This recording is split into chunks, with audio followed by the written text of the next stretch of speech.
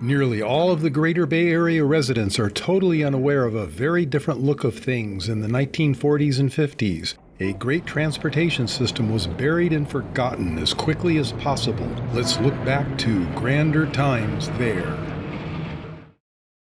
In 1946, the key system was sold to National City Lines. This holding company has been criticized ever since for converting many American electric rail lines to bus operation. In short order, the orange and silver gave way to the common green and yellow of the NCL colors that reached into countless streetcar and electric lines nationwide.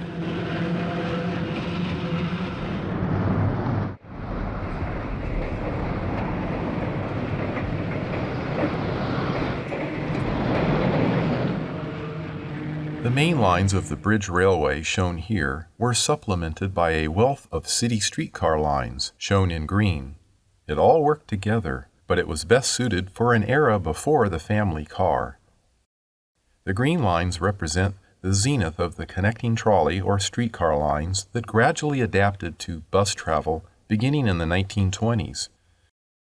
Another part of the Keys' participation in the war was in special streetcars that promoted the idea of blood donation to support the troops injured in the course of the war effort.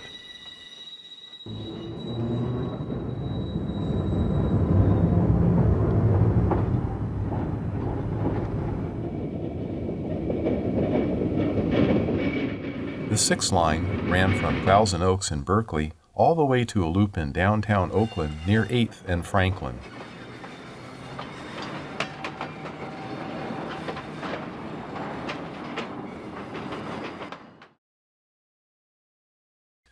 This early 1900s scene and the limited urban housing compares with the streetcar 10 line of the late 40s. Nearby, at the bottom of the dip, are turnouts for the Piedmont C line trains. Streetcar 932 was one of many ordered in 1922 from American Car Company as units 900 through 954.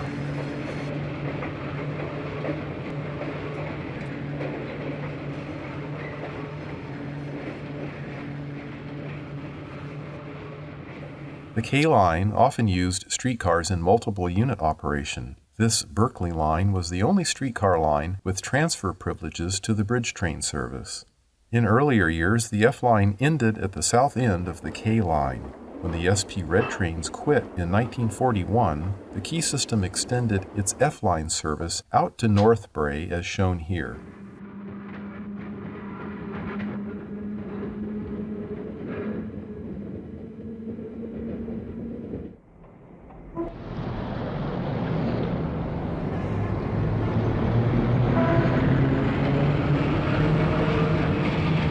A 5-line streetcar boards passengers while an F-line bridge train passes by. Another 5-line streetcar on University at Shattuck continues its run. The 5-line ran from 3rd and University to 1st and Broadway, nearly 8 miles. Much of the 5-line used Telegraph Avenue. Car 954 was the last in the first order of 900 series cars from American Car Company. Car 820 was built as a prototype for rebuilding the 800 series cars to resemble the newer 900 series cars. Car 801 was one of 18 built in the Emeryville shops in 1919 to 1920. Streetcar 801 just crossed the E line on its 5-line, moments ahead of a bridge train from Claremont heading to San Francisco.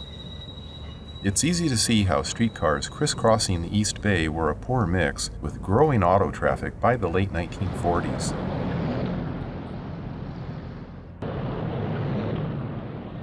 The B line shared some trackage with the 18 and the 12-line streetcars.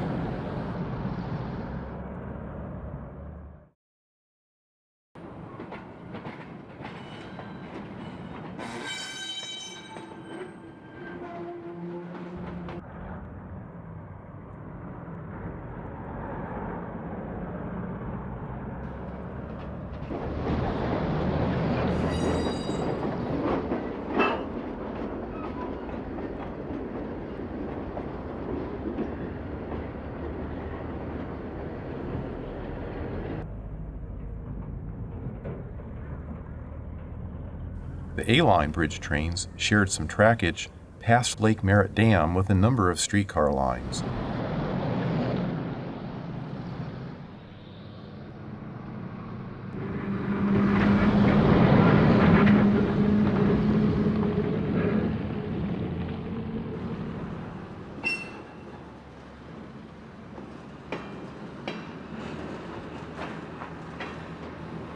Nearby was the 18th Street and 3rd Avenue streetcar barn.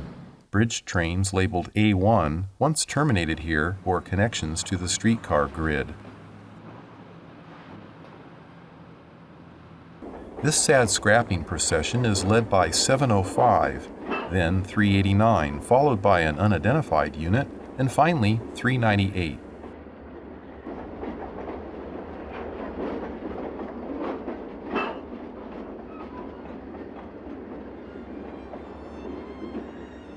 The flat car motor 1208 is pushing this group of retired streetcars around in Emeryville for the last insult of termination and scrapping of the streetcar lines in the East Bay by 1948. Lucky 1208, dating from 1897, was described by the late Harry DeMoro as having an insect-like appearance, a very apt description. Back in the late 40s and 50s, streetcars were scrapped in this typical ignominious style of burning to salvage whatever steel residue could be reclaimed. By modern pollution standards, this form of reclamation would be scorned if not prosecuted. The crunch of the National City Lines, or NCL holding company, that took over the numerous interurban and streetcar lines post-World War II, has fueled debate for decades. The narrow-gauge Los Angeles Railway was another example of the National City Lines takeover after World War II. This line dated back to the efforts of Henry Huntington, the nephew of Southern Pacific's Collis P. Huntington. Henry bought and built electric lines in the early 20th century, and there are many parallels to Orac Smith's key system strategy. The Huntington Standard streetcar design was an influence on many streetcars used out west, including early key system streetcars.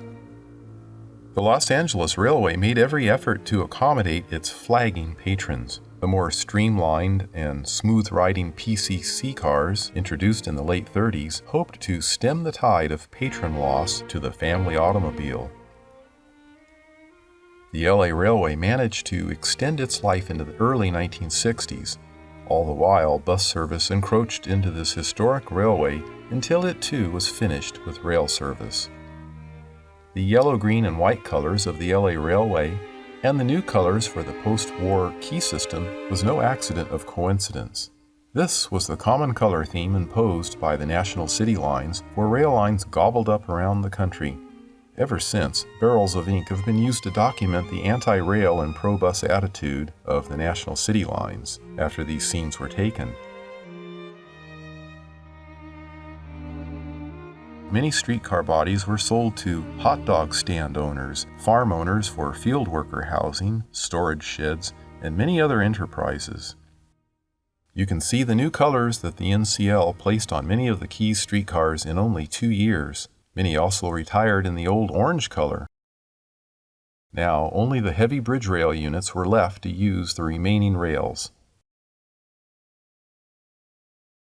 Long ago, this area was mostly a swampland. A B-line train turns off of 22nd Street to head down Poplar Street. In about 18 minutes, it will be in San Francisco.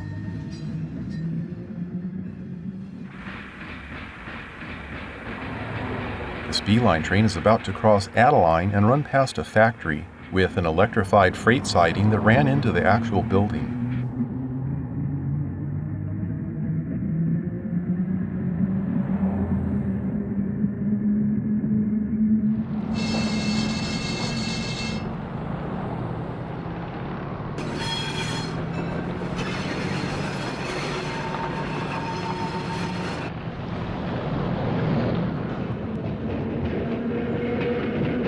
This is on Grand Avenue between Harrison and Webster Streets.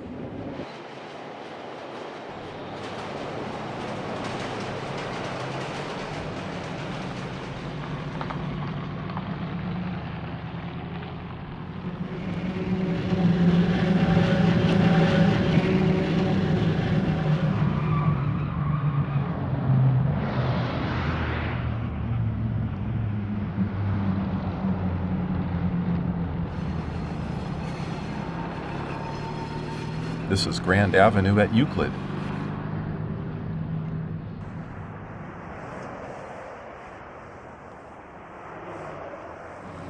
Here's a brief view of Lake Merritt. It has long been one of Oakland's bright spots. Look for the 2 DVDs that cover great amounts of Bay Area history with grand looks into a very different way of life in earlier times. The DVD Part 2 covers the World War II to 1958 era, and the DVD Part 1 covers the earlier 1900 to 1945 era. Our website has a total of 51 DVDs covering railroading history all over the U.S. and Canada. Don't forget to subscribe to our YouTube channel, and thanks for watching.